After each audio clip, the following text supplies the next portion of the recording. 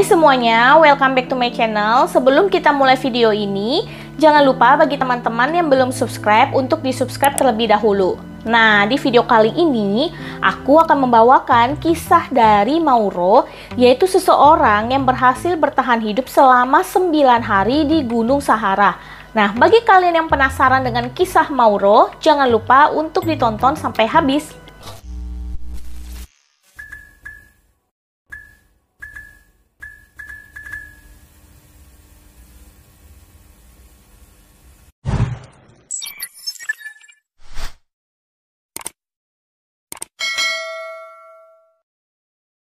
Mauro Prosperi adalah seorang mantan polisi Italia dan juga seorang atlet maraton dunia, di mana nih ternyata si Mauro ini memang suka banget ngikutin lomba-lomba maraton yang ada.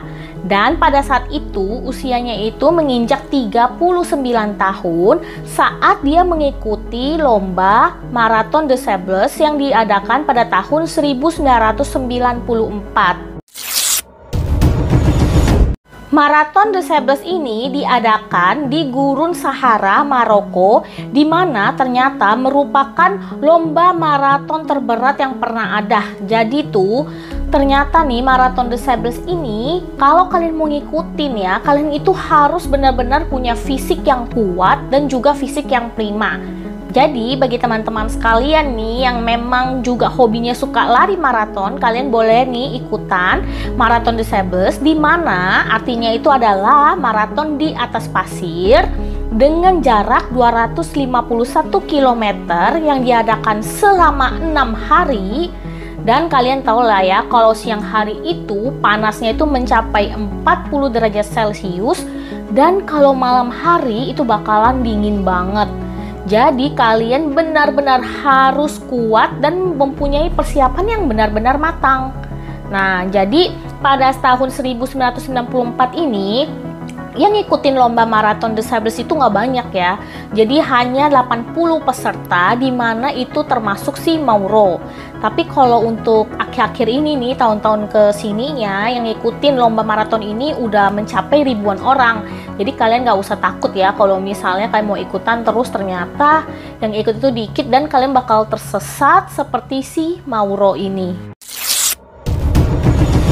Di tengah perjalanan, tiba-tiba badai pasir menyerang Mauro dan membuat si Mauro ini kehilangan pandangannya dan juga kehilangan arah serta teman-temannya. Dan pada saat itu katanya Mauro membungkukkan atau membalikan punggungnya dan menutup wajahnya itu dengan syal khusus pasir dan kacamata. Nah, nggak sampai di sana ya. Jadi si Mauro juga tetap berjalan ya. Dia tetap bergerak berjalan walaupun dia tahu dia udah kehilangan arah nih. Dan dia menemukan balok kayu yang membantu dia untuk menghadang badai pasir. Dan ternyata guys, kalian tahu nggak sih, kalau kita di tengah badai pasir, kita itu nggak boleh diam di tempat, tetapi kita harus tetap bergerak. Karena kalau kita diam di tempat, lama-lama kita itu bisa terkubur di dalam pasir. Nah, jadi hal itulah yang membuat si Mauro tetap bergerak maju, walaupun dia tahu nih dia udah pokoknya tersesat lah, dia udah feeling ya kalau dia bakalan tersesat. Dia tetap maju bergerak ke depan sampai dia menemukan tempat untuk berlindung. Dan kalian tahu nggak sih ekstrimnya apa? Ternyata badai pasir ini berlangsung selama 8 jam. Kalian bisa bayangin ya, kalau misalnya tubuh kalian nggak fit, kalian itu mungkin nggak sih 8 jam gitu loh bertahan di badai pasir? Setelah badai berlalu, Mauro mengecek peta dan juga kompasnya, namun kata Mauro itu percuma karena tanpa titik acuan, di mana nih Mauro sadar bahwa ia itu nggak tahu dia ada di mana dan dirinya ini telah tersesat. Kemudian hal pertama yang dilakukan oleh Mauro adalah ia segera buang air kecil ke dalam botol minumnya sebagai persediaan minumnya saat perjalanan nanti. Nah, singkat cerita nih, Mauro melanjutkan perjalanannya walaupun tanpa arah ya. Dia tetap berjalan dan di tengah perjalanan Mauro ini lapar banget dan ia sempat menemukan beberapa hewan-hewan. Kemudian ia memakan hewan-hewan tersebut Bahkan ia memakan ular gurun berbisa saking dia itu lapar banget. Selang berapa lama perjalanan, akhirnya persediaan minumnya Mauro ini menipis dan juga hampir habis. Nah, pada saat itu ia melihat dari kejauhan ada puing-puing bangunan bekas masjid tua dan Mauro merangkak masuk ke dalamnya untuk berlindung. Dimana nih sebelum Mauro masuk, ia sempat mengikat bendera Italia di depannya dengan harapan bahwa nanti ada tim bantuan yang mencarinya bisa melihat bendera tersebut. Namun setelah berapa lama si Mauro menunggu, tim bantuan tidak juga datang. Dimana nih Mauro ini bertahan hidup dengan cara, kalian tahu apa? Nah, jadi di bangunan tersebut itu banyak kelelawar yang bergelantungan. Dan Mauro saking laparnya, ia mengambil kelelawar tersebut, memutar lehernya dan menghisap darahnya untuk bertahan hidup. Dan kata Mauro nih, pada saat di sana ia itu makan hampir 20 kelelawar. Nah, karena bantuan gak juga dateng, kemudian akhirnya si Mauro ini putus asa dan memutuskan untuk mengakhiri hidupnya dengan cara menyayat pergelangan tangannya. Dan anehnya guys, ternyata Mauro itu tidak meninggal. Karena apa? Karena saking panasnya ya di gurun kalau siang hari tuh, dan juga si Mauro ini udah dehidrasi, makanya itu darahnya tidak bisa mengalir. Keesokan harinya, setelah percobaan bunuh diri yang gagal itu kemarin, tiba-tiba dalam diri Mauro ini muncul kayak satu semangat bahwa ia harus bisa selamat dan tetap hidup. Nah, kemudian si Mauro ini melanjutkan perjalanannya, dimana nih tadi persediaan minumnya juga udah benar-benar menipis, jadi dia cuma minum seteguk-seteguk. Dan di tengah perjalanan dia nemuin ular, kadal, jadi dia makan itu terus. Dan untungnya nih akhirnya si Mauro ini menemukan oase, dimana kalau kalian tahu ya, oase itu katanya kalau kita temuin nih berarti kita sudah dekat dengan pemukiman penduduk. Nah, si Mauro ini senang banget, kemudian dia cepat-cepat nih mau minum dari oase tersebut. Tapi karena saking dia udah lemes, kemudian saking tenggorokannya udah kering banget, dehidrasi, sampai dia mau minum aja itu dia nggak bisa, malahan dia muntahin lagi semuanya. Dan kemudian si Mauro ini pingsan. Nah, keesokan paginya saat ia terbangun, si Mauro cepat-cepat mengisi botol minumnya itu dengan air dari oase tersebut.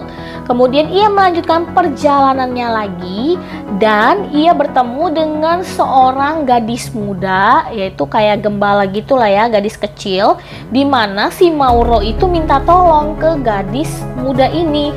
Tetapi gadis muda ini tuh takut banget lihat si Mauro. Dia kirain kayak ngeliat setan atau apa, karena saking si Mauro ini kurus banget. Kemudian tuh kayak matanya sembab. Kalian bisa bayangin lah ya, orang udah dehidrasi, pokoknya kondisinya udah parah banget. Dan hal itulah yang membuat si gadis muda ini kabur. Dan ternyata guys, gadis muda ini baik banget ya. Jadi dia itu kabur, dia manggil ibunya, kemudian ia balik lagi dan membawa si Mauro ini ke desa mereka. Nah, sesampainya di desa mereka, orang-orang di sana itu ya langsung menutup si matanya Mauro ini dengan kain, karena mereka ini menganggap Mauro ini berbahaya. Nah, kemudian beberapa dari mereka juga mengacungkan senjata ke Mauro. Dan akhirnya nih mereka itu tahu setelah penjelasan dari Mauro bahwa Mauro ini adalah peserta lomba maraton yang tersesat. Kemudian akhirnya mereka membawa Mauro ini ke rumah sakit Tindouf dan Mauro dirawat di sana. Ya guys, kalian tahu nggak sih, jadi kondisi Mauro ini kasihan banget ya. Jadi pas itu kakinya melepuh, kemudian juga kulitnya terbakar, dan dia kurus banget. Jadi dia kehilangan hampir 20 kg. Dan kondisi hati dari Mauro ini juga rusak, sehingga pada saat dia dirawat nih, dia itu nggak bisa makan apa-apa. Jadi dia cuma bisa makan kayak sop, kayak ya makanan yang cair-cair gitu, dan membutuhkan waktu hampir 2 tahun buat si Mauro ini untuk pulih. Ternyata si Mauro ini tersesat sampai ke perbatasan Aljazair, dan untungnya Mauro bisa diselamatkan.